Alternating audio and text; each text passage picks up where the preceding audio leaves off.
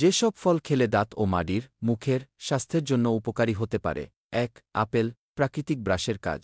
আপেলের খোসা ও খনিজ উপাদানগুলো দাঁতের উপর জমে থাকা প্লাক এবং মাড়ির ব্যাকটেরিয়া কমাতে সাহায্য করে। মুখের সুরক্ষা।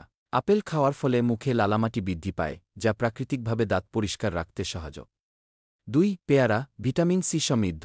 পেয়ারায় প্রচুর ভিটামিন সি থাকার কারণে মাড়ির স্বাস্থ্য ভালো থাকে, ইনফেকশন কম হয় এবং দাঁতের আশেপাশের টিস্যুগুলোকে মজবুত করে। ফাইবার। এর ফাইবার উপাদান দাঁতের উপর চিপকে থাকা খাবারের কণা ধুয়ে ফেলার কাজে সহায়ক। ৩. স্ট্রবেরি। প্রাকৃতিক ব্লিচিং এজেন্ট। স্ট্রবেরিতে থাকা মালিক অ্যাসিড দাঁতের রং হালকা করতে সাহায্য করতে পারে।